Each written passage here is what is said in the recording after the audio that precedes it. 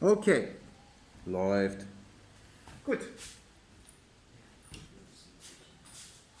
Jetzt. Ein Baseballschläger.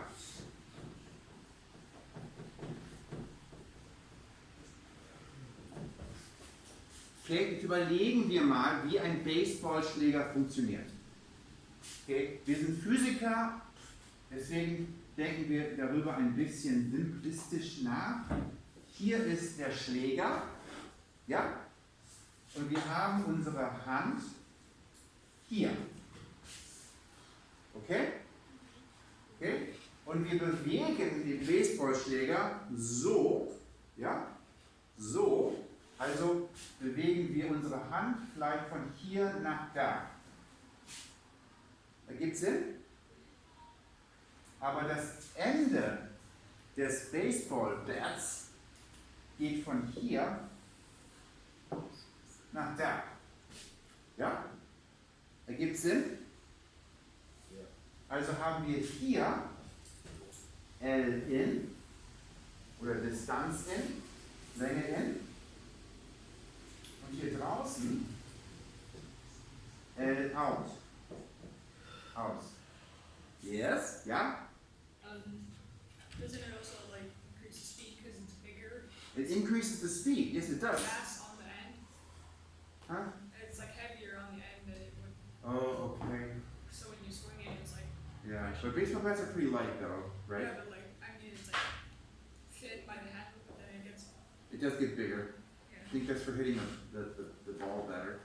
But So like doesn't if it, you have like when a you swing kid's it- bat, it's got like a, it's like yeah, you remember like the kids' bats they got, you know, like the light balls? It's like huge to make sure the kid actually hits the ball and feels good about themselves. Right, yeah. That's really nice. So let's take a look.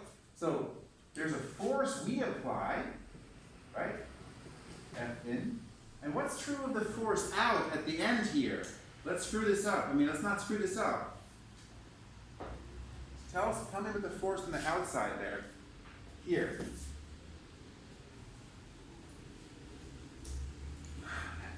Up. Out. Bigger or smaller than Fn?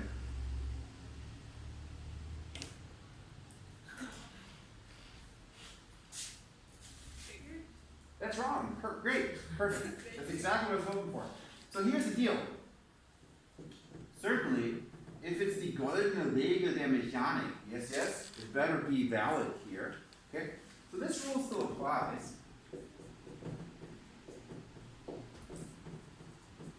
And we're going to use a very sophisticated system, which is called, let's draw letters bigger or smaller depending on whether they're bigger or smaller. Okay? So we know Ln is smaller. And we know L out is much bigger. And we know the products are equal to each other. So if the force in here, whatever value it has, if we multiply it by a small number, on the other side, F out needs to be smaller, because I'm multiplying it by a bigger number. Okay, so F out needs to be quite a bit smaller in order for the golden rule still to work. Does it make sense?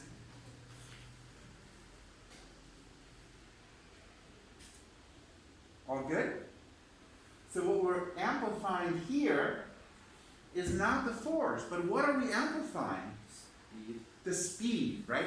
Because we move our hand a small distance L here, but it moves a long distance L over there. So, that means, das bedeutet, das ist ein Beispiel eines Geschwindigkeitsverstärkers. Okay? Ein Geschwindigkeitsverstärker verstärkt Geschwindigkeit. Okay. Geschwindigkeitsverstärker, Baseballschläger. Das heißt, wir schlagen mit dem Baseballschläger, die Hand bewegt sich viel langsamer als das Ende des Baseballbats. Okay? Andere Beispiele. offensichtlich aus Sport gibt es viele Beispiele. Ja? So like hockey sticks have like ice hockey, they have like flex, which Mhm. you bend it and the force that gets released by the stick makes the puck Yep. zoom. So Eishockeyschläger.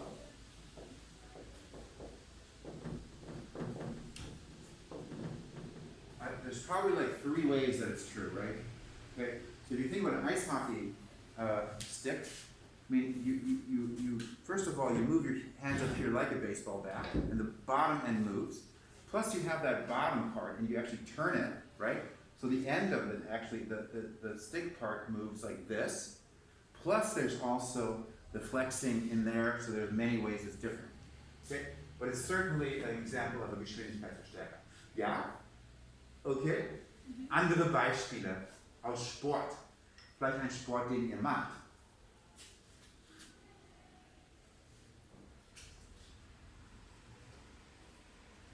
Boah, seid ihr aktiv. Okay, macht ihr Sport? Basketball? Ja. Okay, aber wer benutzt vielleicht einen Stock? Niemand? Cross. Lacrosse, a lacrosse stick. Oh. Yeah? Make sense?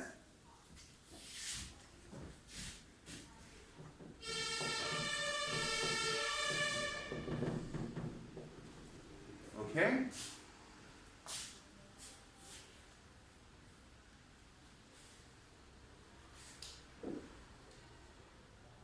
Tennis. You guys are so good at this. I had a lot of charades. I will never play charades with you guys. Just did.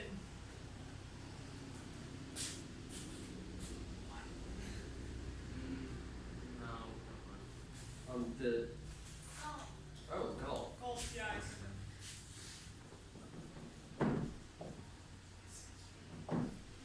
Okay, jetzt machen wir mal was bisschen Schwereres. What's the thing with also the rackets except it's like a ball with Oh, Birdie, Birdie. badminton. Bird a ball. badminton.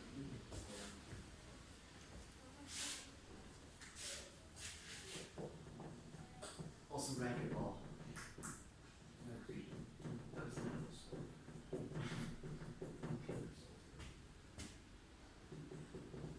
Golf is.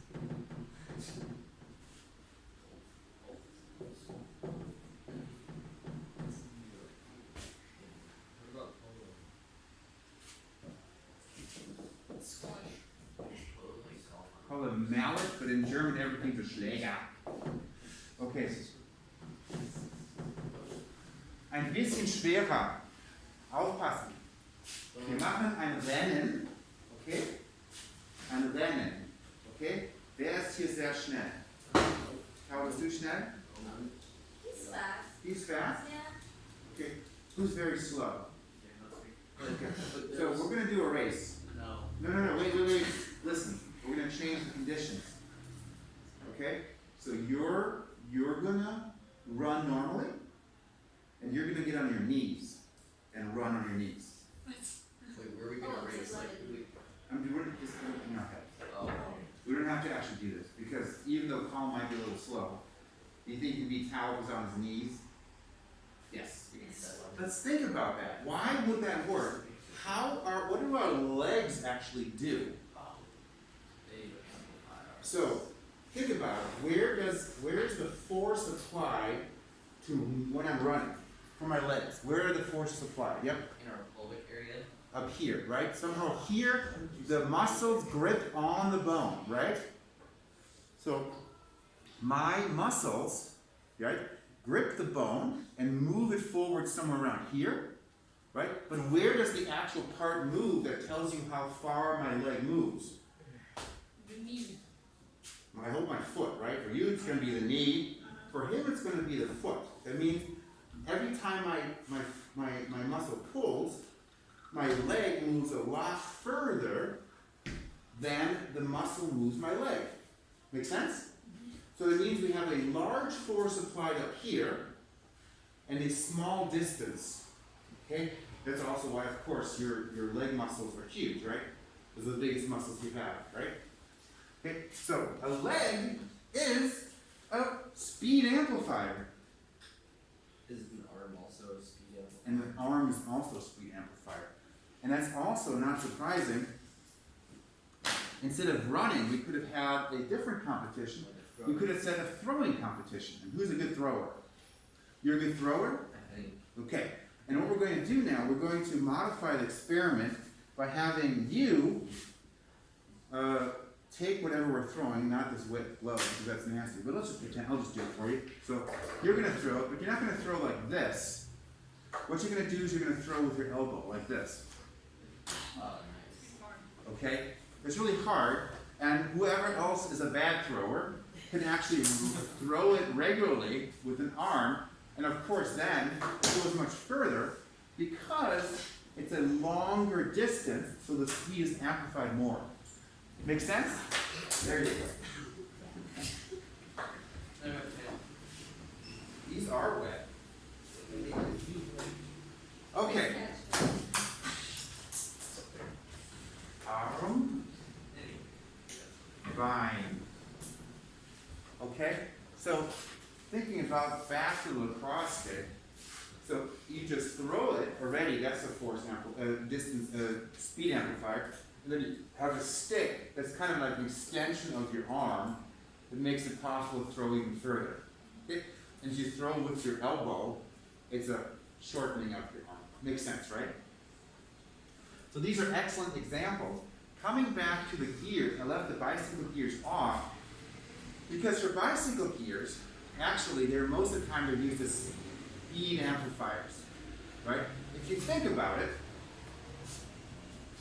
for a bicycle, right, where do you apply the force to the bicycle wheel? I don't mean in the crank, but when it actually gets to the back wheel. Okay, you guys are super active. I like that. I like some kind of thing like that in the middle, right? Yeah? And there's a chain around it. Yeah, I'm simplifying it. Yes? Yeah. Okay, so in that case, we're applying the force here.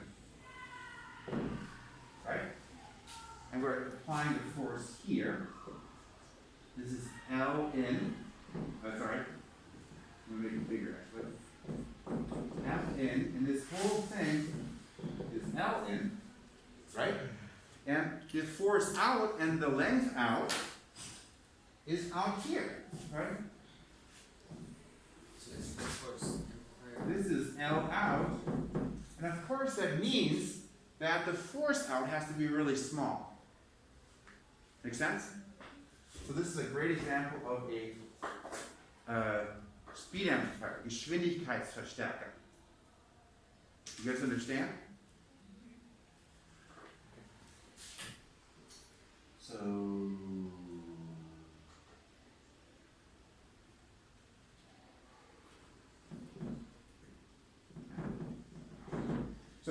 gears. Zahnräder are gears. Or Gangschaltung.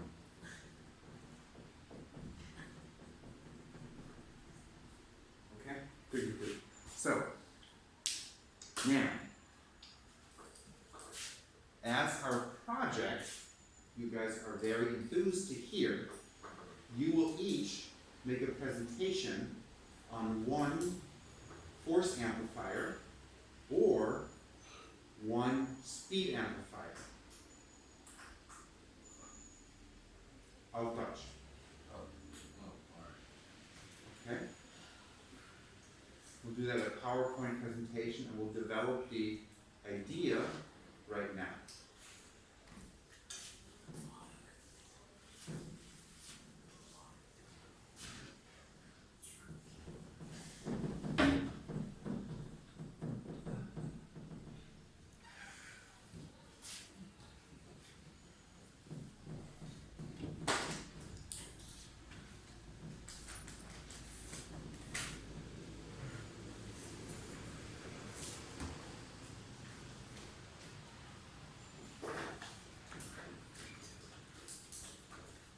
So, how long is this going to take to length, Weeks. one, and like when you're actually presenting. 2 trees. 6 weeks. 6. 8. No. People. No, if I stand up here and I say, I'm gonna explain to you how a baseball bat works. Oh, 6. And do it. Trees. 5 5 minutes. minutes at most, right? 7 Yeah. minutes. I think, Oh, slides. 5 to 10. I think it's gonna be like 3 to 5. about 5 minutes, I think. 10 minutes seems long to talk about a baseball bat. I mean, like, Alright. you wanna put us to sleep? I think it's gonna be like 3 to 5 minutes, something like that. But 3 minutes seems kind of short. Let's do 5 minutes. It's a lot longer. It takes a lot more time to make it than it does to make it. So 6 weeks, 5 minutes. 6 weeks of work. 5 minutes of presentation. So, jetzt mal drüber nachdenken. Kennt ihr die gute Regel? Wie viel PowerPoint-Folien soll man haben im Vergleich zur Länge der Präsentation?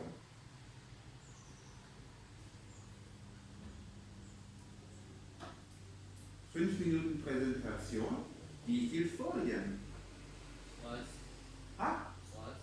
die Folie is slides. Oh, here's another word. Maybe 5. Yeah, it is fine.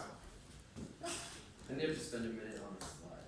A minute per slide, that seems like a lot. Well, it's not like it's You think it's a lot, but it's actually not. 60 seconds. So, the key thing to remember is that the slide will support what you're saying, and you need to give people some time to actually look at it. Okay? People tend to have too many slides. This is a bad mistake with presentations. A good guideline is 1 slide per minute. You really don't want to be at more than that. If you're like very content heavy, it could be more than that, but you probably don't. Let's think about how we're going to structure this to make sense of this. Okay? Let's try an example. So, let's say we have a the bicycle gear situation we just had. Okay? Okay? Or we have an example of you want to try that one? You guys are super active today, it's good. Yeah. You guys should try more espresso for breakfast, it really helps me get a lot of energy in the morning. No coffee? You guys don't drink coffee? Sometimes?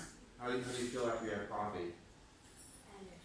Energetic. Energetic. Like I could really rock the physics last night. Okay. So, imagine you were going to explain how a lacrosse bat, lacrosse stick, is a speed amplifier. And you're going to give a presentation about it. How should you start your presentation? Yes? Like, good afternoon. That's actually not as horrible as it sounds. You should have an introduction, right? And that should be slide 1. So basically, if we have like a list of your slides, there should be an introduction slide, right? That should have your name on it. That should have what else on? What else should be on We're gonna show how it? A title, right? So, Make this thing thingy of a bicycle. title. Amplify the speed of the bicycle. So your title should be Lacrosse-Schläger, ein Geschwindigkeitsverstärker, something like that, right? Oder der Geschwindigkeitsverstärker Lacrosse-Schläger, something like that, right? Bicycle stick, the thing that- You should have your name. Okay, what else should be on the title page? Yeah, Ben? What the presentation's gonna be about? Well, that's the title, right? Right? Yes. We have that. We have your name. So you're doing a PowerPoint presentation, yes? Like a picture. Picture would be nice, right? It would be nice to have some kind of picture. Or if you want to go really crazy, you can have an animation on it, right? Ooh, yeah. You could have actually a lacrosse stick actually swinging or something, as an actual little, like a GIF or something. Yeah, that's integrated into it, that'd be cool, right? It's a multimedia presentation. You don't use it. Okay, and while you're doing this, what would be cool to have in your hand? Note cards. Okay, that would not be cool. A stick. What kind of stick? The stick that had the lacrosse stick. The lacrosse stick. So it would be cool to actually have the object with you.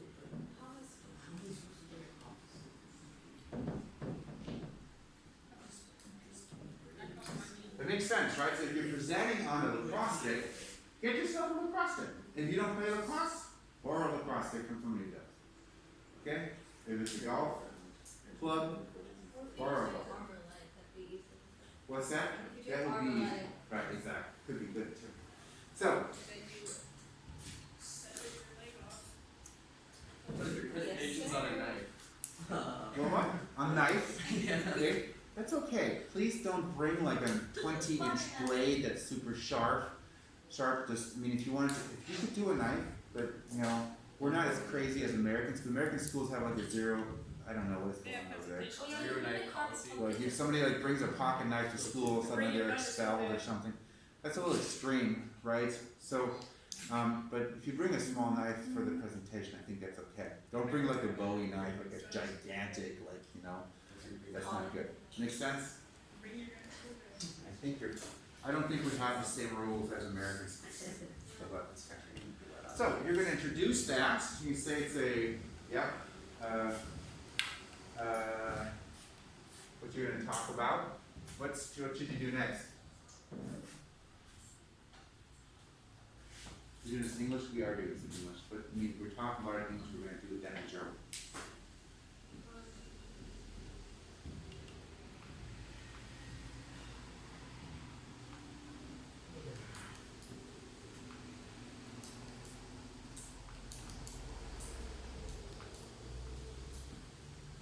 So, notice that we talk about I talked about how a baseball bat works, and I talked about how a bicycle wheel works. So the next step, what should you do when you're talking about the lacrosse stick? Or you're talking about the knife? Talk about how it works. Yay. Excellent.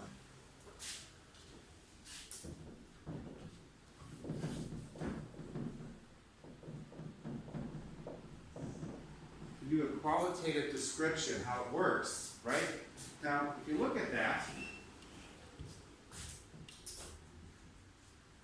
what do we have here for this qualitative description?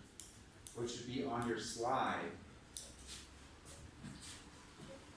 Picture or a diagram, right? You have a diagram.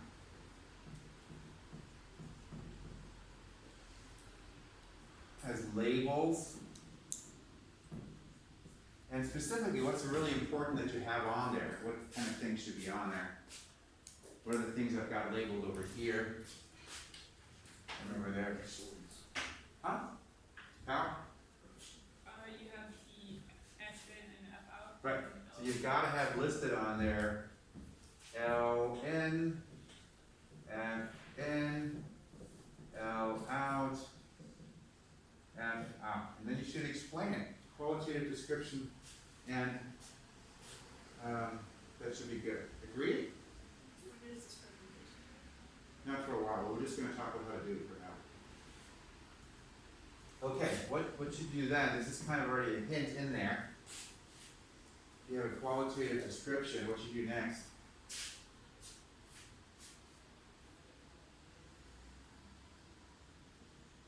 Okay, what's the contrast to qualitative? What does qualitative mean? It's like what it is, what it's. How it works? Yeah. Yeah, but it's not using specific quantities. Okay, so the next step would be to have kind of a quantitative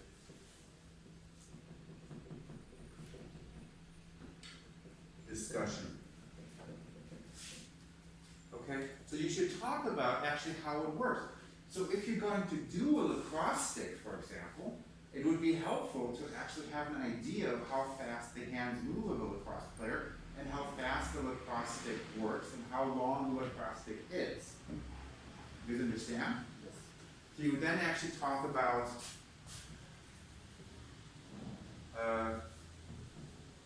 populate values. Okay, so examples, makes sense. And then there you should also have, of course, the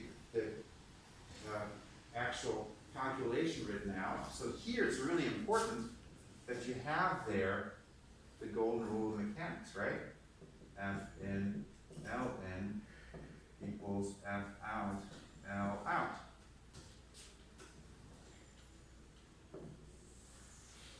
Okay? All right. What should you do at the end of every presentation?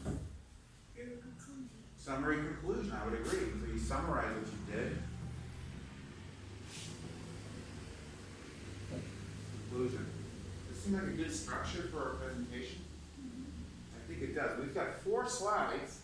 Now this leaves you some room. You might find that to qualitatively describe it, you want to have an extra slide. Yeah? You could do 2 there, or you could do 2 quantitative, or you could do 2 and 2 and then have 6 slides. That would be okay. But you wouldn't want to have like 10 or 15 slides. That's not going to be a good idea. Does this make sense? Okay? Okay, so we're going to go over here. General presentation structure. There we go. Summary conclusion. Okay? And all of that should be auf Deutsch. Reminder. Okay. Any questions so far? So next time, we'll pick categories to decide who does what, and then we'll start working on it. Okay? And what's our situation? Normally we go to the library for these things, but the library's all nutty right now, right? What's the rules on that? You can only go in certain days. Certain days? Do you know how it works? Certain periods, no. She sent me an email like this morning Okay. about the schedule changes to it. Okay, I'll figure it out. Otherwise we might have to like bring, do you guys have laptops or Chromebooks or those kind of things? Okay, who has access to a laptop or Chromebook? Very few. To bring with you? No? You have one? Yes. You do? Everybody but you two have a Chromebook or laptop? I don't know when I I don't can play. have one. I mean, Okay, I have a PC, but I can't bring my phone. that's okay. So, you, all 6 of you could bring it with you. No, not me. Who could actually bring it to class? Just be, it's okay if you can't, maybe, maybe not. Okay, that's not very many. So we would probably have to either go to the library or borrow the Chromebook card from the library, correct? Yes. Okay, so I'm gonna check with Ms. Kessler to figure that out. Okay? I think we're at the end of the class now. We have only 15 seconds left. So I think we made good progress. I'll post this assignment and I'll take this picture and I'll also let those guys know.